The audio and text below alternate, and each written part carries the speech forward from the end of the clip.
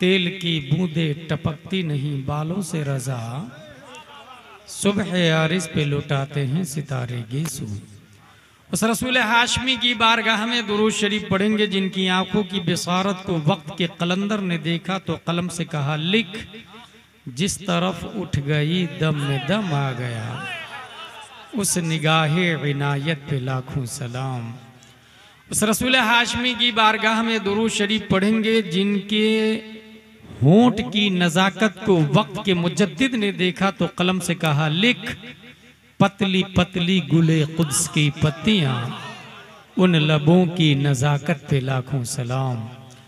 उस रसूल हाशमी की बारगाह में दुरूद शरीफ पढ़ेंगे जिनके अमामा शरीफ को इमाम इश्क व मोहब्बत ने देखा तो कलम से कहा लिख, ताज वाले देखकर तेरा अमामा नूर का, सर झुकाते हैं इलाही बोल बाला नूर का।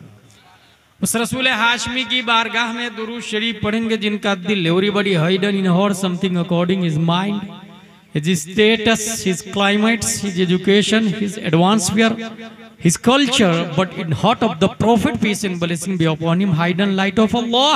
That's why my Imam Ahmad Raza said, दिल समझ से वरा है मगर यूं कहूं, गुंचाए राजे वहदत पे लाखों सलाम।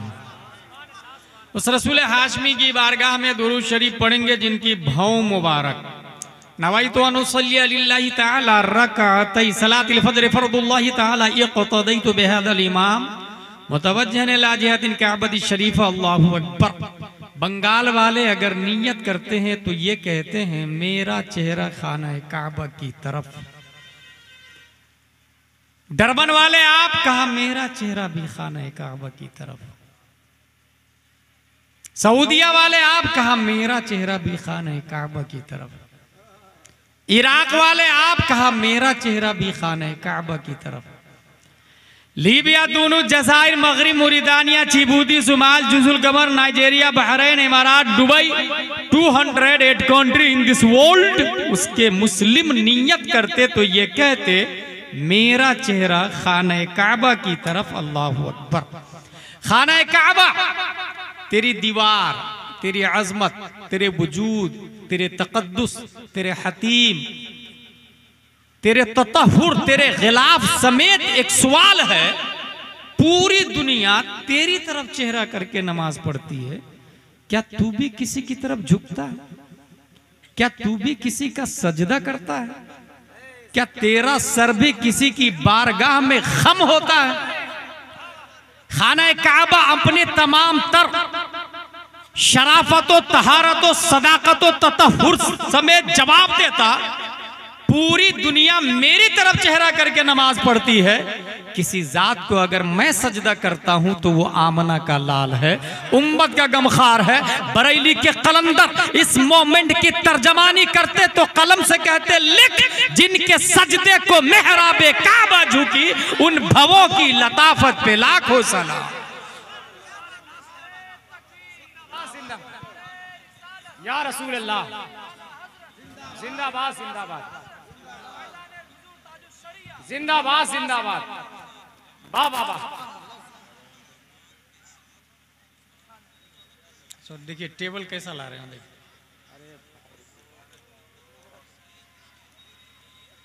ये उनकी गलती नहीं। जो लोग मुझे जानते हैं, जो लोग दावत देते हैं, ये उनकी जिम्मेदारी होती है। आपको टी टेबल बोला था, ले ले ले ले ले ले, ये तो आधा जलसा खत्म। भोज के वक्त कुम्भर नहीं रोपा जाता।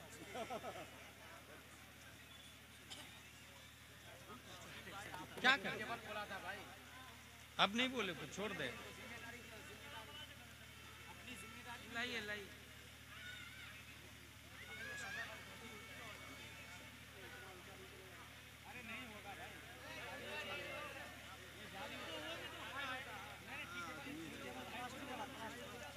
प्लास्टिक की कुर्सी ले ले, प्लास्टिक। सैयदना व मौलाना मुहम्मद व आलिहि व सहबी बारिक वसल्लम, सलातु व सलामुन अलैका या रसूलल्लाह सल्लल्लाहु तआला अलैहि वसल्लम। बहुत आसान गुफ्तगू होगी और गुफ्तगू का नाम है टर्निंग एप्पल। वो सेब जिससे तारीख पलटती है, जमाना मोड़ लेता है। टर्निंग एप्पल हेडिंग है इसकी। आसान कितना है। 19वीं सदी ईस्वी के लास्ट में इंग्लिश डिक्शनरी में एक सेंटेंस ऐड किया गया था, और वो सेंटेंस ये था, an apple of day keeps the doctor away. Daily अगर आप एक एप्पल खाते हैं डॉक्टर से महफूज रहेंगे। ये एक कॉमन एप्पल है जिसको हर शख्स इस्तेमाल कर सकता है। ऐसे भी खाते समय पेट को 3 हिस्सों में बांटना चाहिए। एक में खाना, दूसरे में पानी, तीसरा ऑक्सीजन और कार्बन डाइऑक्साइड के लिए खाली छोड़ना चाहिए। यूं भी वो डॉक्टर से महफूज रहेगा। ये निजामे मुस्तफा है। एक एप्पल की बात हो गई, अब दूसरा एप्पल। 1942 ईस्वी में एक साइंटिस्ट पैदा हुआ जिसका नाम है न्यूटन। वो साइंटिस्ट गार्डन में वॉकिंग कर रहा था, सडनली APPLE एप्पल उसके सर पे गिरा। ही thought why it fallen straight down rather than left, right, back, front. ये सीधा सीधा एप्पल नीचे क्यों गिरा? उधर नहीं गया, उधर नहीं गया, उधर नहीं गया, ऊपर नहीं गिरा, नीचे क्यों आया? मेहनतों मशक्कत से चंद सालों के बाद पूरी दुनिया में एक नजरिया दिया, टर्निंग एप्पल, नाम याद रखिएगा। उस एप्पल ने दुनिया को एक नया मोड़ दिया, तारीख नई दी। न्यूटन साइंटिस्ट ने कहा जमीन के अंदर ग्रेविटी है, कशिश थिकल है, theory of Newton, that's why has been father of science. Nobel prize का मालिक हुआ, ऑक्सफोर्ड और कैम्ब्रिज और बड़ी बड़ी यूनिवर्सिटीज में उसकी थ्योरी को पढ़ाया जाने लगा। फॉर एग्जाम्पल, ग्रेविटी क्या है? जमीन से आप मिट्टी उठा के ऊपर फेंके, वो रिटर्न मिट्टी जमीन में आ जाती है, ऊपर की तरफ नहीं जाती। जमीन के अंदर ग्रेविटी है, कशिश थिकल है। ये भी एक बात ध्यान में रखें, आपकी ताकत जब तक उस पत्थर और मिट्टी में मुअस्सिर होगी वो पत्थर प्रवास करता रहेगा।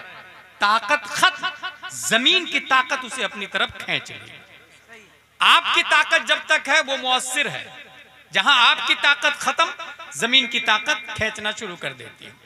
यहीं से ये भी समझ लें कि जो इंसान इस गांव में रहता है, गांव का नाम है पचगाछी, बड़ा होके IAS IPS कलेक्टर बैरिस्टर बना, बड़े बड़े शहरों में चला गया, और अगर साइंटिस्ट बना, अमेरिका ने हाई फाई सैलरी देके अपनी आगोश में ले लिया। 5 साल 10 साल, suddenly inside he started cry, वो रोना शुरू कर दिया। Hey bro, why are you crying? You have everything, luxury life, VVIP, AC, biggest climates, atmosphere, salary. Why are you crying? तू रो क्यों रहा भाई? का पचगाछिया की याद आ रही है। ग्रेविटी, कशिश थिकल, जहां की मिट्टी से वो बना है ना, वो उसे अपनी तरफ खींच रही है, कशिश थिकल है।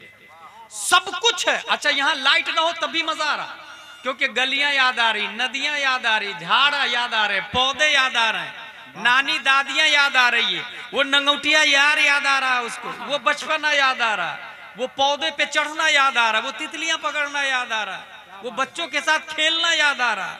सब कुछ है मगर रो रहा है। ग्रेविटी, कशिश थिकल। जानवर, देहातों में जो लोग जानवर चराने के लिए जाते हैं, बैलगाड़ी, उसे बैलगाड़ी को अगर मार्केट में ले जाना हो तो गाड़ी में जोत दे और रास्ता बताना पड़ेगा। जहां जहां का रास्ता बताएंगे बैलगाड़ी ले जाएगा, आपको बैल ले जाएगा। लेकिन फारिग करने के बाद दोबारा रास्ते पर बैलगाड़ी को डाल दे, वो सीधा अपने खूंटे पे आ जाता है, बगैर साइक और बगैर गाइडेंस, बगैर हाँकने वाले। ग्रेविटी, कशिश थिकल। खेतों में, जंगलों में जानवरों को छोड़े, नई सिमत में ले जाना हो, रास्ता बताना पड़ेगा, लेकिन वापस घर की तरफ मोड़े, सीधा जानवर अपने खूंटे पे आता है। ग्रेविटी, कशिश थिकल। यहीं से मुझे एक सवाल पैदा हुआ मेरे दिमाग में, हुजूर सल्लल्लाहु अलैहि वसल्लम का नेटिव पैलेस क्या है, हुजूर सल्लल्लाहु अलैहि वसल्लम का वतन असली क्या है, हुजूर सल्लल्लाहु अलैहि वसल्लम की बॉडी में ग्रेविटी और कशिश सिक्ल कहाँ की है। अगर कोई शख्स ये कहता है कि नबी की बॉडी में ग्रेविटी मक्के की है, मैं नहीं मानता, क्योंकि मक्का बाद में पैदा हुआ, नबी पहले आ चुके थे। अगर कोई कहता है नबी का नेटिव पैलेस मदीना है, मैं इसे भी रिजेक्ट करता, क्योंकि मदीना बाद में बना, नबी पहले पैदा हो चुके हैं। अगर कोई कहता है नबी का वतन असली जन्नत है, मैं इसे भी नहीं मानता, क्योंकि जन्नत बाद में बनी, नबी पहले पैदा हो चुके हैं। अगर कोई कहता है नबी का वतन असली अर्श आजम है, मैं इसे भी रिजेक्ट करता, क्योंकि अर्श आजम बाद में बना, नबी पहले पैदा हो चुके हैं। तो सवाल यह है, नबी की बॉडी में ग्रेविटी कहाँ की है, नबी के अंदर कशिश सिक्ल कहाँ की है, नबी का वतन असली और नेटिव पैलेस क्या है। जब हदीस नूरी का मुताला किया तो इस नतीजे पर पहुंचा कि कायनात की कोई शय नहीं है, रब्बे कदीर ने सबसे पहले प्यारे मुस्तफा को पैदा फरमाया, और रब ने पैदा करने के बाद जन्नत में नहीं रखा, क्योंकि जन्नत थी ही नहीं, मदीने में नहीं पैदा किया, क्योंकि मदीना था ही नहीं, मक्का नहीं भेजा, क्योंकि मक्का बाद में बना। नबी को पैदा करने के बाद रब ने अपने कुर्बे खास में रख लिया, कुर्बे मौला। अब यहीं से बात समझ में आई, नबी का वतन असली कुर्बे मौला हुआ, नबी का नेटिव पैलेस कुर्बे इलाही हुआ, तो ग्रेविटी भी नबी की बॉडी में कुर्बे इलाही की है, कशिश सिक्ल भी कुर्बे इलाही की है। यही वजह है कि ये नबी जब मक्के में 571 ईस्वी में अब्दुल्ला की पीठ से, आमिना के बतन से मकाम बैदा पीर के दिन सुबह सादिक पैदा होते हैं, तो 9 महीने माँ के पेट में रह के पैदा हुए, यानी दुनिया में आने में 9 महीने लगे। मगर यही मुस्तफा मस्जिद हराम से मस्जिद अक्सा होते हुए जब कुर्बे मौला में जाते हैं, तो 9 महीना नहीं, 1 महीना नहीं, 1 हफ्ता नहीं, 1 मिनट नहीं, 1 सेकंड के करोड़वां हिस्सा में नबी गए और वापस आए। वजह यह है, ग्रेविटी रब की तरफ से थी, कशिश सिक्ल रब की तरफ से थी। और ये मैं नहीं बोलता, तमाम साइंसदानों का बाप, जिसके सामने न्यूटन भी घुटना टेकता है, आइंस्टाइन का भी जनाजा निकलता है। इमाम अहमद रजा खान ने जब इस मोमेंट की तर्जमानी की तो कलम से कहा, लिख, हिजाब उठने में लाखों पर्दे, हर एक पर्दे में लाखों जलवे। अजब घड़ी थी कि वस्ले फुरकत, जन्म के बिछड़े गले मिले थे। वही है अव्वल, वही है आखिर, वही है जाहिर, वही है बातिन, उसी के जलवे, उसी से मिलने, उसी से उसकी तरफ गए थे।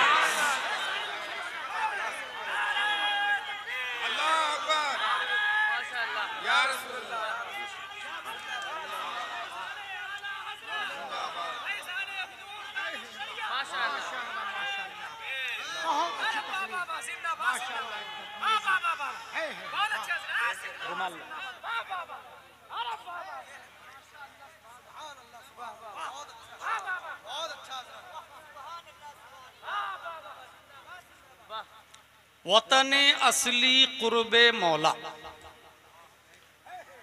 न्यूटन की थ्योरी जब मार्केट में आई, छोड़ दे चुपचाप सुन, नबी की थ्योरी, न्यूटन की थ्योरी जब मार्केट में आई, 7 साल का एक बच्चा डॉक्टर के पास गया, डॉक्टर साहब तबीयत खराब है मेरी, इलाज किया। डॉक्टर अपने फ्रेंड से बात कर रहा, ग्रेविटी का नजरिया जो न्यूटन ने दिया, बिगेस्ट, लाजवाब, नोबेल प्राइज होल्डर, 1642 ईस्वी, यानी 1600 साल तक किसी ने बताया नहीं जमीन के अंदर ग्रेविटी है, जबकि सब रुस्तम और सिकंदर आए, पैदा हुए, खाए पिए, एंजॉय किए, चले गए। आज तक किसी ने नहीं बताया जमीन के अंदर ग्रेविटी है। बिगेस्ट नजरिया न्यूटन ने दिया। 7 साल का बच्चा बोलता मैं नहीं मानता। डॉक्टर हैरान, hey you, what are you saying? You are son of Shivan यार, 7 साल के हो तुम, what are you talking? Newton को नहीं मानते तुम? कहा नहीं मानता। क्योंकि न्यूटन की बात में अगर दम है तो 2 पत्थर जमीन से उठाए, एक का वजन 1.5 किलो, दूसरे का वजन 1 किलो। 1 किलो वाले में 3 पाव ज्यादा जमीन का हिस्सा हुआ। अब 7 साल का बच्चा बोल रहा है कि 1 पाव और 1 किलो दोनों को 1 मीटर जमीन से ऊपर उठाओ और सेम टाइम में दोनों को छोड़ो। अगर न्यूटन की बात सही है तो 1.5 किलो वाले को फास्टली जमीन पे गिरना चाहिए और 1 किलो वाले को सलौली, क्योंकि 3 पाव जो जमीन का मादा उसके अंदर ज्यादा है वो भी तो जमीन को अपनी तरफ खींचेगा। इस खींचा खींची में 1 किलो वाला धीरे से गिरेगा, 1.5 किलो वाला फास्टली। मगर ऐसा होता नहीं, इसलिए न्यूटन का नजरिया बातिल बातिल बातिल। डॉक्टर के तो पसीने छूट गए सुनकर। 7 साल का बच्चा है भाई, बोल तो सही रहा तू, लेकिन हम जिनसियत की कसरत जमीन के अंदर ज्यादा है, इसलिए उसे अपनी तरफ खींच लिया। हम जिनसियत किसको कहते हैं? मर्द की जिन्स है, गाय की जिन्स है, औरत की जिन्स है। यह है हम जिनसियत का। हम जिनसियत की वजह से जमीन ने उसे खींचा है। 7 साल का बच्चा बोलता मैं इसे भी नहीं मानता हम जिनसियत, क्योंकि मस्जिद में एक इमाम होता है मर्द, उसके पीछे मर्द मुक्तदी 100 200 300 400, जुम्मा के दिन 5-5 हजार मुक्तदी होते हैं। दोनों की जिन्स एक हुई तो इमाम मुक्तदी में चिपक क्यों नहीं जाता? मुक्तदी पीछे ज्यादा है ना, हम जिन्स मुक्तदी ज्यादा है तो इमाम मुक्तदी में चिपकता क्यों नहीं? इसलिए न्यूटन का नजरिया बातिल बातिल बातिल। डॉक्टर और परेशान, भाई ये ला कहां से रहा दलील? ये का न्यूटन का नजरिया गलत है, इमाम मुक्तदी में चिपकता नहीं। डॉक्टर पढ़ा लिखा था, जाहिल नहीं था, डॉक्टर था। डॉक्टर बोला बेटा यहां भी बात में दम है, दलील तो तू माकूल दे रहा है, इमाम चिपक जाता, रूह चिपकने नहीं देती है। रूह माने ग्रेविटी है, माने कशिश है, रूह चिपकने नहीं देती। 7 साल का बच्चा भी जाहिल नहीं था, कहा रूह को निकाल देते हैं, लाश को सामने रख देते हैं।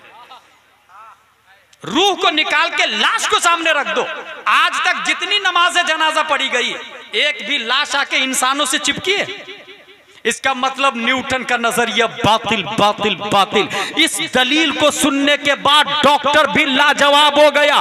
दरअसल डॉक्टर को पता नहीं था ये 7 साल का बच्चा कोई और नहीं, 10 शव्वाल 1272 हिजरी 14 जून 1856 ईस्वी में तमाम सवालों का जवाब बनकर, तमाम क्वेश्चन का आंसर बनकर नकी अली खां की पीठ से तसर्रुफात की करवटें लेता हुआ बरेली की धरती पर वहाबियों का जनाजा निकालने वाला, देवबंदियों की धज्जियां उड़ाने वाला, सुन्नियों की आन बान शान इमाम अहमद रजा खान। नारे तकबीर, नारे रिसालत, इश्क मोहब्बत, इश्क मोहब्बत। बोले बोले बोले इश्क मोहब्बत, इश्क मोहब्बत, इश्क मोहब्बत, इश्क मोहब्बत, इश्क मोहब्बत, इश्क मोहब्बत।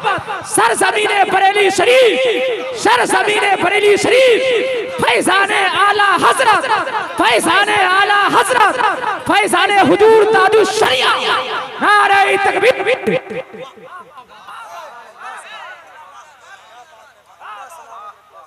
याद रखिएगा आला हजरत ने सिर्फ और सिर्फ वहाबी देवबंदी का चेहरा बेनकाब नहीं किया है, न्यूटन का भी जनाजा निकाला है इमाम अहमद रजा खान ने 7 साल की उम्र में। बल्कि मुझे एक और बात याद आ गई, 1856 ईस्वी में एक साइंटिस्ट पैदा होता है ऑस्ट्रेलिया में, not Australia, Australia, Vienna university में पढ़ाई करता है। नाम है उसका सिगमंड फ्राइड, साइंटिस्ट का। 25 साल पढ़ाई किया और 25 साल पढ़ाई करने के बाद पूरी दुनिया को एक नजरिया दिया। ये कहा कि हर शख्स की बॉडी में 3 सिफत है, ID, ego, super ego. College के स्टूडेंट जानते हैं इस बात को, ID, ego, super ego. What is the difference between 3 things? ID, ego, super ego हर शख्स की बॉडी में। चाय की दुकान पर खड़े हैं, भीड़ लगी हुई है, चाय पी लिया आपने, कोई देख नहीं रहे यार, खसक जाता हूं मैं। वी कॉल्ड आईडी, पैसे नहीं देते, देखेगा थोड़ी, नियत खराब किया, आईडी। कुछ दूर चलने के बाद सोचा यार ये तो हराम है, चाय वाले का 10 रुपया खा करके मैं क्या कर लूंगा भाई, चल वापस कर देते।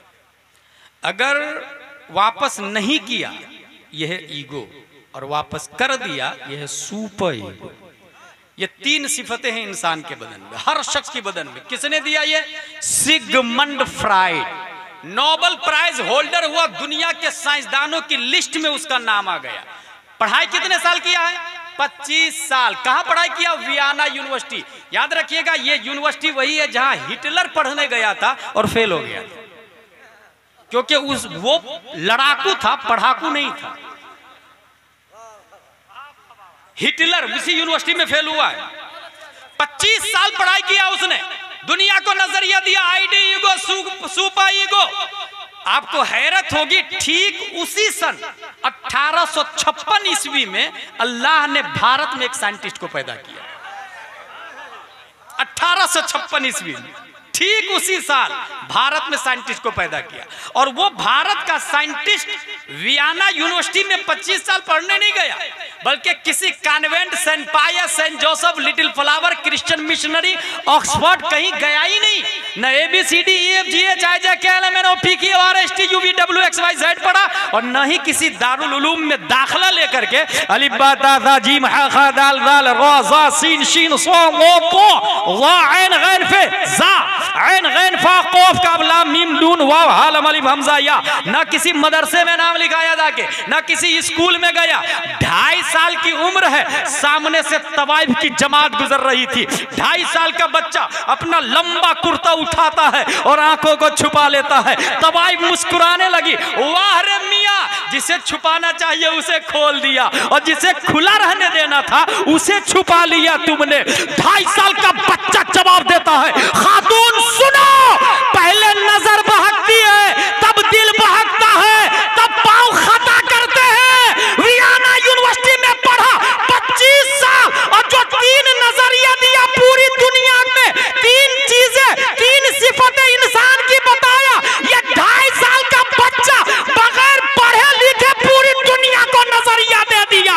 वो 2.5 साल का बच्चा कोई और नहीं, अपने वक्त का इमाम आज़म, अपने वक्त का इमाम मालिक, अपने वक्त का इमाम शाफई, अपने वक्त का इमाम अहमद बिन हंबल, फतावा रज़विया का मुसन्निफ, कंजुल ईमान का मुसन्निफ, हज़रत इमाम इश्क व मोहब्बत इमाम अहमद रज़ा खान।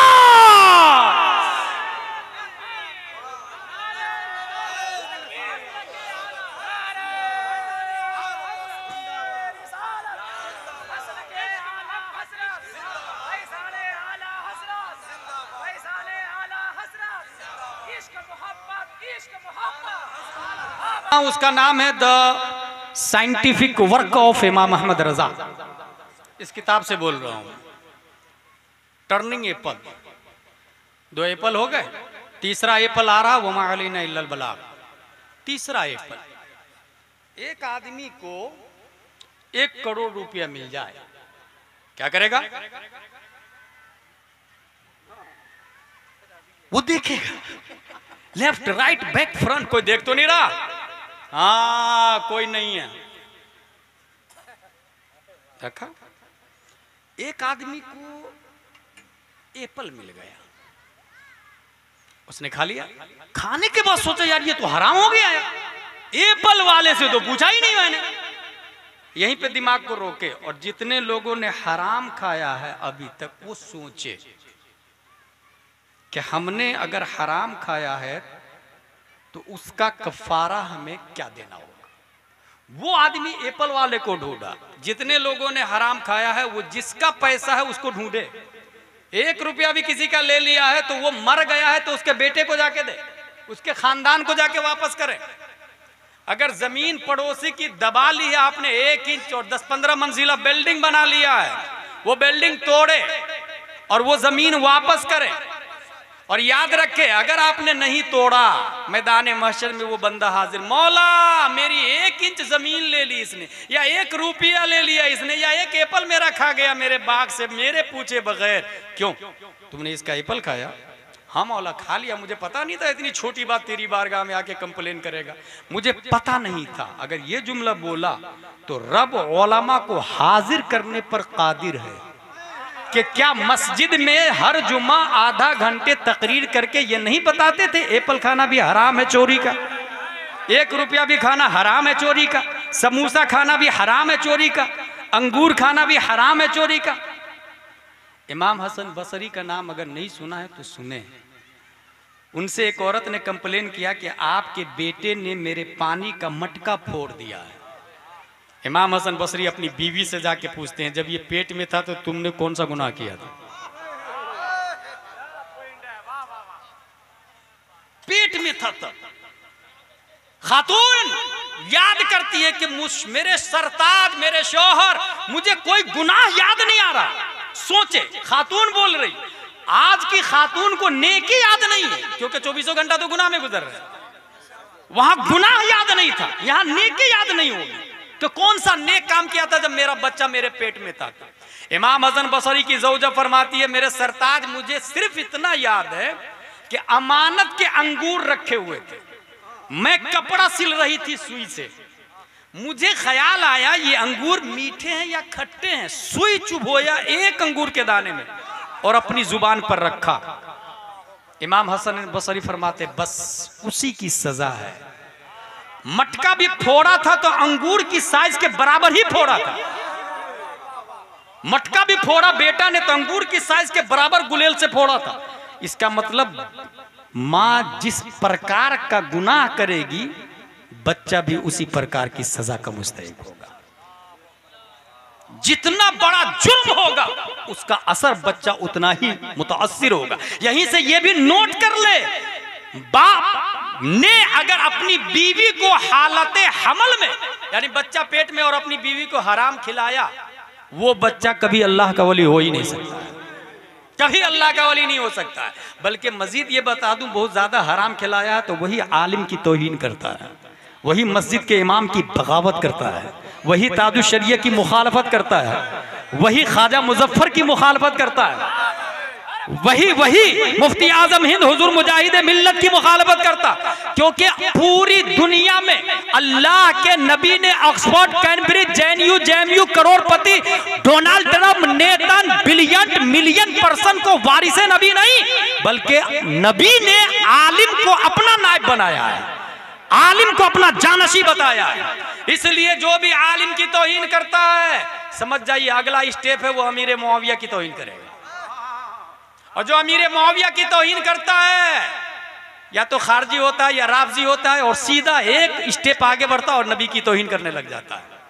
और जो नबी की तौहीन करता है उतुल्लिम बादा ज़ालिका ज़नीम से मुफस्सिरीन ने इस्तिदलाल किया है, जब वो पेट में था तो सिर्फ बाप ने हराम लुकमा नहीं बल्कि हराम नुतफे का इख्तिलात हुआ था, नतीजतन बच्चा नबी की तौहीन करता है। ये बहुत बुनियादी बात बता के जा रहा हूं। एप्पल मैदान महशर में तमाम तर गुनाह, उस आदमी के गुनाह इधर ट्रांसफर होंगे। पहले इसकी नेकियां जाएगी, जिसने 1 एप्पल खाया है हराम का, उसकी नेकियां ट्रांसफर हो जाएगी उधर।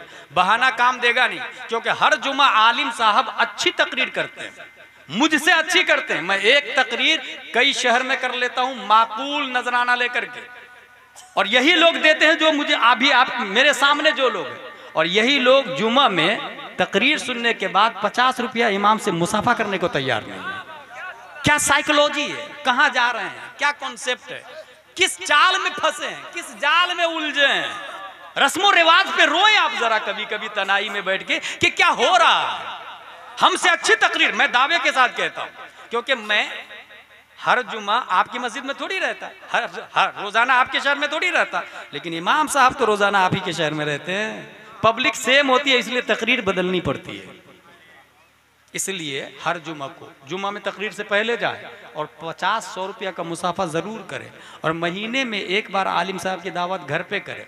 नहीं पूरा खाना तो सिर्फ चाय पे बुलाएं, औरतों को पर्दे में रखें, मर्द बाहर रहें, और अपनी बीवी और बच्चों को बताए कि ये तुम्हारे भी गुरु है और तुम्हारे शौहर के भी गुरु और बाप के भी गुरु है, क्योंकि नबी के नाइब है। और जिस घर में आलिम की आमदोरफ्त होगी उस घर की बेटी कभी आरएसएस के साथ भागेगी नहीं। ये हकीकत बता रहा हूं। जो लड़कियां भागी है वो सब पढ़ी लिखी थी मगर दीन से दूर थी, उलमा से दूर थी, खुद अपने आप को educated person, very good culture holder समझ रही थी अपने आप, गई काम से। बच्चे हरामी होंगे, काफिर होंगे, मुर्तद होंगे वगैरह वगैरह। इसलिए जिसने हराम का एप्पल खाया उसकी नेकियां ट्रांसफर होगी। जिसका एप्पल है उससे पूछा जाएगा एप्पल वाले से, बाग वाले से, भाई तू राजी हो गया? ना, राजी नहीं। जानते फिर क्या होगा? उसके गुनाह ट्रांसफर होंगे इधर। किधर ट्रांसफर होंगे? जिसने एप्पल खाया। अच्छा, इसकी नेकियां तो गई। नेकियां कहाँ की थी? यही रोजा, नमाज, जुमा कभी कभी पढ़ा था, जो भी नेकियां थी। अच्छा, कुछ लोग करोड़पति होते हैं और वो ये सोचते हैं कि मैं तो 50 उम्रा कर लिया हूं, तो एक एप्पल हराम का खा लिया तो क्या हो गया। इसलिए मसला सुने, 50 उम्रा नहीं, 100 हज भी कर ले, जब तक वो हराम का एप्पल वापस नहीं करेंगे उस गुनाह का कफारा कोई हज नहीं कर सकता, कोई उम्रा नहीं कर सकता। 11 देग रोजाना 11वीं शरीफ में गरीबों को खिलाए, वो 1 इंच हराम की जमीन जब तक वापस नहीं करेंगे गौसे आजम बख्शवाने वाले नहीं है। ये बंदे का हक है। फतावा रज़विया शरीफ में लिखा है जब तक बंदे का हक नहीं अदा करेगा हज उसके गुनाहों का कफारा नहीं हो सकता। ये ऐसे ही है जैसे हाथ में गोबर ले लिया आपने और फिर नहा रहे हैं 10-15 बाल्टी नहीं 100 बाल्टी से नहाए, पाक होंगे क्या? गोबर छोड़ना पड़ेगा पहले। कुआं के अंदर कुत्ता गिर के मरा हुआ है, 200 बाल्टी पानी है कुआं के अंदर, पूरा 200 बाल्टी पानी निकाल दिया, फिर नया 200 बाल्टी डाला, क्या कुआं पाक होगा? नहीं, पहले कुत्ते को निकालना पड़ेगा भाई साहब। इसलिए वो हराम का एप्पल वापस करना होगा, वो 1 इंच जमीन वापस करनी होगी, फिर हज करे तब गुंबद खजरा से आवाज आएगी मनज़ार कबरी वजबत लहू शफाअती। एप्पल खाया यार, ये हराम का कि हलाल का? चलो तो ढूंढता हूं मैं एप्पल वाले को। ढूंढते ढूंढते गार्डन मिल गया। बाग वाले भाई साहब, मैंने आपका एप्पल खाया है, माफ कर दीजिए ना। नहीं माफ करूंगा मैं, तूने एप्पल खाया, सजा भुगतनी पड़ेगी। हुजूर क्या सजा होगी? कहा मेरे पास तुम्हारे लिए एक माकूल सजा है। कहा हुजूर क्या सजा है? कहा अंधी, लंगड़ी, लूली, बहरी, गूंगी लड़की है, उससे शादी कर, तब एप्पल की सजा माफ करूंगा।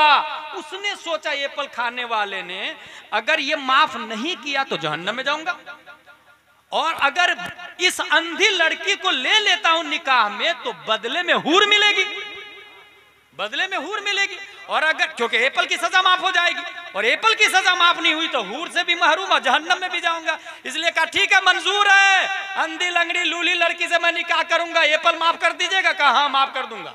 माफ हो गई, एप्पल की सजा माफ, कबूल है, कबूल है, कबूल है। अंधी, लंगड़ी, लूली लड़की से निकाह हो गया। जब सुहाग रात में गए तो देखा खूबसूरत लड़की, आंख कान नाक हाथ पांव वाली, फौरन उल्टे पांव वापस। हजरत हजरत हजरत, आपने जो लड़की बताई थी अंदर वो नहीं है। कहा वही है। कहा वो नहीं है हुजूर, आपने जो कहा था वो नहीं है। कहा मैंने क्या कहा था? कहा आपने कहा था अंधी है, वो अंधी नहीं आंख वाली है। कहा अंधी इसलिए कहा था कि कभी उसने गैर मर्द को देखा ही नहीं। हुजूर वो हाथ वाली है, लूली नहीं है, आपने लूली कहा था। लूली इसलिए कहा था कि हाथों ने कभी हराम काम किया ही नहीं। हुजूर आपने गूंगी कहा था, वो तो बोल रही है। गूंगी इसलिए कहा था कि कभी जुबान ने हराम बोला ही नहीं। बहरी इसलिए के कानों ने हराम सुना ही नहीं। लंगड़ी इसलिए के पांव हराम की तरफ चले नहीं। अल्लाहू अकबर, इतनी नेक। यहीं से पता चला अपनी बेटी को अंधी बनाए, लंगड़ी बनाए, लूली बनाए, बहरी बनाए, गूंगी बनाए। शादी हो गई, चंद महीनों के बाद बेशारत उज़्मा, चंद सालों के बाद एक बच्चा पेट में परवान चढ़ने लग जाता है, और जब बच्चा विलादत के करीब है तो उसके ख्वाब में, किसके ख्वाब में? जिसने एप्पल की माफी मांगी थी, उसके ख्वाब में हजरत आदम अलैहिस्सलाम आए, हजरत नूह अलैहिस्सलाम है, हजरत मूसा अलैहिस्सलाम है, हजरत ज़करिया अलैहिस्सलाम है। यही नहीं, हजरत अबू बकर सिद्दीक है, हजरत फारूक आजम है, हजरत उस्मान गनी है, हजरत अली है। सिर्फ यही नहीं, इन सितारों के बीच में साहिब गुंबद खदरा है, साहिब काबा कौसैन है, प्यारे मुस्तफा है, और उनको बिशारत दे रहे हैं, या अबा सालेह इन्नल्लाह अताका इब्नन हुवा वलिय्यी व वलिय्युल्लाह व महबूबी व महबूबुल्लाह व सयकूनु लहु शानुन फिल औलिया कशानी बैनल अंबिया व रसूल। ए अबू सालेह, तुम्हारे यहाँ जो बच्चा पैदा हो रहा है वो मेरा भी वली है, अल्लाह का भी वली है, वो मेरा भी महबूब है, अल्लाह का भी महबूब है। उस एप्पल माफी मांगने वाले का नाम शेख अबू सालेह है, अंधी लंगड़ी लूली बहरी लड़की का नाम उम्मुल खैर फातिमा है। इन दोनों के पेट से जो बच्चा पैदा हुआ, पीरों के पीर, रोशन ज़मीर, सैयदना, सनदना, दलीलना, हुज्जतना, गौसना, गयासना, मुगीसना हुजूर शेख अब्दुल कादिर जीलानी है।